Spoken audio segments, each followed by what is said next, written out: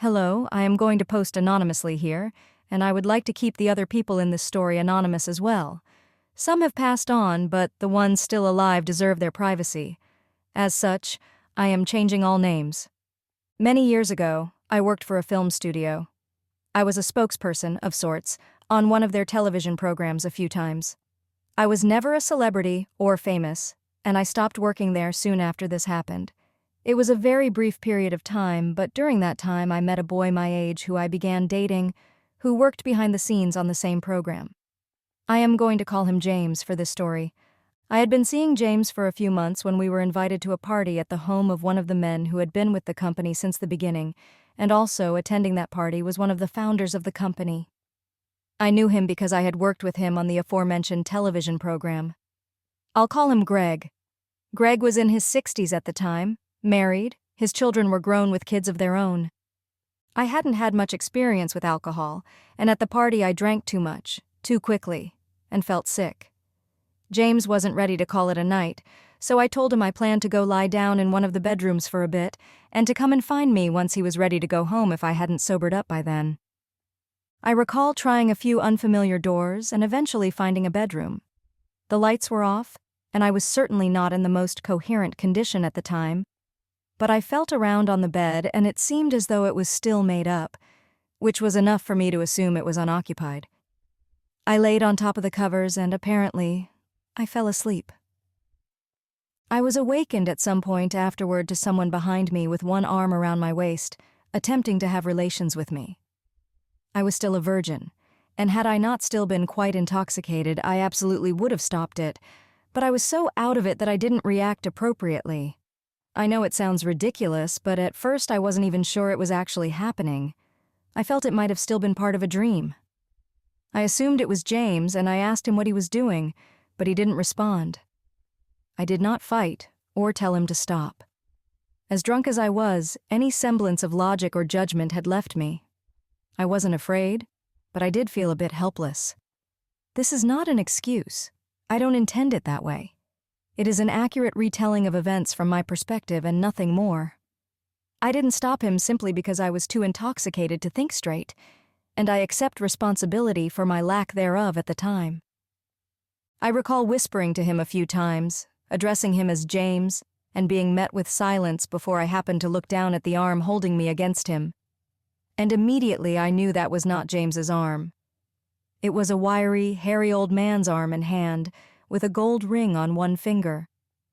I'm not sure how long it took in reality, but in my recollection, the entire encounter was over in seconds, so by the time I'd noticed, it was over.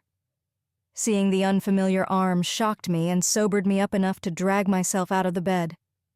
It was still quite dark, but my eyes had adjusted enough to recognize the man in the bed, and it was Greg, plain as day. He was curled up on his left side facing me, very still. His arm was still out in front of him where I had extracted myself from under it. His eyes were closed and I could hear him breathing. It made a whistling sound each time he would inhale. I panicked and left the room quickly and quietly, went to the bathroom and cleaned up. I remember feeling dizzy and nauseated and trying to vomit, but nothing would come out. I was able to find James, still enjoying the party, oblivious to what had just happened to me, and I told him the first of many lies. I said I had just been sick in the bathroom and needed to go home. A friend who was also at the party offered to drive me. I still lived with my parents, and I was scared of them greeting me when I came home. I was afraid they'd be able to tell by my face somehow, or that they would ask questions and cause me to confess what had happened, so I sneaked in the side door and went straight to my room. It would have been pointless to tell anyone anyway, as no one would have believed me. Greg was known to be a very decent, moral type of man, the sort who would never have been unfaithful to his wife, let alone by forcing himself on an unconscious young employee. Truly, that was my experience with him as well. He never said anything vulgar in my presence, never made any type of flirtatious comments during the time I worked with him, even when we were alone together. I never felt threatened by him whatsoever. I hadn't run into him at the party before the incident, but a coworker who had was telling people he seemed very inebriated and was slurring his words to such an extent that they could barely understand him. I believe it. I think he was not in his right mind at the time, and I do not think he was conscious of what he was doing, or to whom. James would try to persuade me to be intimate with him, as guys tend to do, and I'd turn him right down each time. But the week after the incident at the party, I gave in. I wanted the experience with James to be my real first time, as it was a situation I was more in control of and had had some say in. I wanted to forget the other thing had happened at all. Not long after this, I woke up wondering why the whole house smelt like meat that had gone off and wet dog, only to find that I was no longer able to stomach, or even stand the smell, of my mother's homemade breakfast. She and the rest of my family insisted it smelt and tasted fine, so I knew something was wrong. I was exhausted to the bone, and when I tried to share a beer with James, I had to spit it back out because it tasted like dirty dishwater. He bought me an ice cream instead, and I was so overwhelmed with gratitude I cried. Not like me at all. I told him I thought I might be pregnant, and once it was confirmed, as was the expectation in those days, we got married. I quit working at the studio once we were married. James stayed on. My son, who I'll call Jack, was born about 5 months after the wedding. I had been telling myself he was definitely James's, but I do remember scrutinizing his little face at one point while we were alone in the hospital. I couldn't see either of us in his features, but since I couldn't really see Greg either, I figured he must have inherited the features of some distant relative and hoped that he would resemble me or James more as he grew. Greg had been looking quite a bit worse for the wear and was clearly struggling with some kind of health issues even before the night of the party. A few days after Jack was born, Greg collapsed at work and was rushed to the hospital, where he passed away. At the time, no one had known what was wrong, but it came out soon after that he'd been battling cancer. I am certain this had something to do with what happened that night. In spite of what some may think reading this story, Greg was not a rapist. He was not a bad person. I believe that either the cancer had affected his mind or that he was taking medication that had interacted with the alcohol he drank and somehow caused him to do what he did. I hold no feelings of ill will toward him whatsoever. James and I both have light hair and eyes. Jack was born with dark hair, but to my relief, it quickly turned blonde. His eyes remained blue for quite a while, then turned to a lovely aqua, but eventually had settled into a dark green hazel color by his 3rd birthday. It was around this time that I first began to notice that he would occasionally remind me of my former boss. It would just be a certain angle of his face, an expression he'd make, things like that, so I was able to brush it off mostly as not meaning much of anything. I simply refused to entertain those thoughts. I had come across an old tintype photo of one of my husband's great-grandfathers, who'd had dark hair and eyes, and I convinced myself I'd found the source of our child's unfamiliar features. I even showed it to James, who agreed there was a resemblance, and that was that. Anytime anyone would ask who he looked like, we'd relay that information. From the start, Jack was different from other children. It became more noticeable once his sister arrived 2 years later, and we had her to compare him to. He had never been a normal baby, though. He didn't like to be held or cuddled much. He would stiffen and push away from us, and he would scream for hours on end, day after day. He rarely slept. He'd scream his little head off until he puked up everything after every feeding, and continue screaming until the next feeding. He was miserable. Nothing we tried would soothe him. It nearly drove James and I to distraction in the first year of his life. Jack was a late walker, but by the time he was 1, he could speak in full sentences, and at 18 months, he was able to draw recognizable human figures with faces, hands and feet, hair, ears.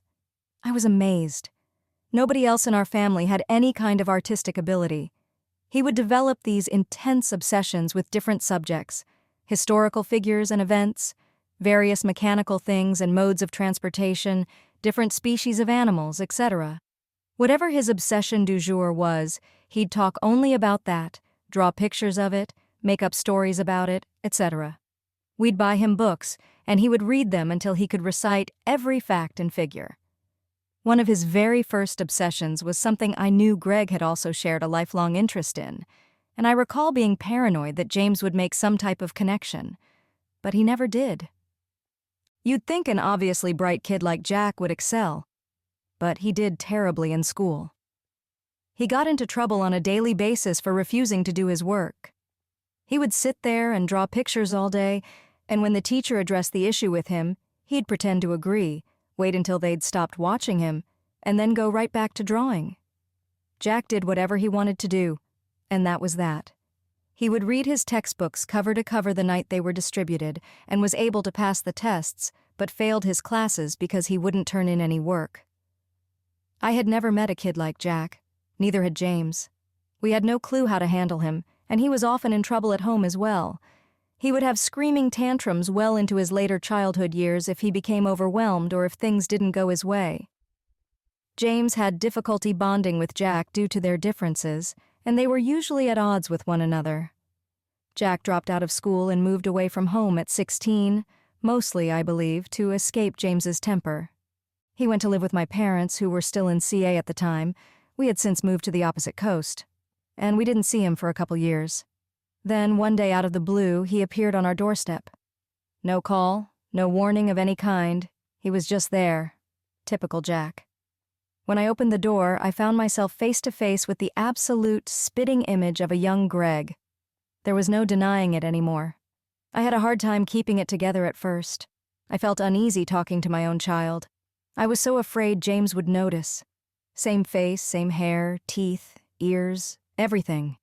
He would fidget in the exact same manner with his hands and sit and stand in the same positions. It made me feel like a horrible person inside. I desperately wanted to tell him and everyone else the truth, but I knew it would destroy our family. James had a temper, and we all feared his wrath.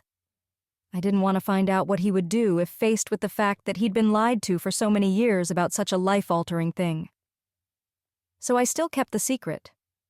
I kept it even after James passed in 2020. I kept it until I had a minor stroke, and my doctors told me that I have an inoperable abdominal aortic aneurysm and 95% blockage in both of my carotid arteries in my neck. That was last year. I don't know if either of those things will take me out or something else, but I finally told Jack the truth. He took it as well as could be expected, and tells me he understands my reasons for keeping it to myself for all this time. I have asked him to keep it a secret as well, and he then told me about this website, where I could share it anonymously. He has already done so, and claims it helps him to get it off his chest, as the site advertises. I'm giving it a try. It is my understanding that I may or may not receive any response to this, and that is all right. I know it's quite the novel. I am aware that what I have done makes me a liar, and that some may see me as a terrible person, but the choices I made were the ones I thought were the best at the time for myself and my kids, and I can't go back and change anything now. Nothing good would have come of me telling the truth. I have no regrets. Thank you for the opportunity to share this, and hopefully getting it off my chest will bring me some peace. Maybe some young woman out there is in a similar situation and will feel better knowing she's not alone. Who knows?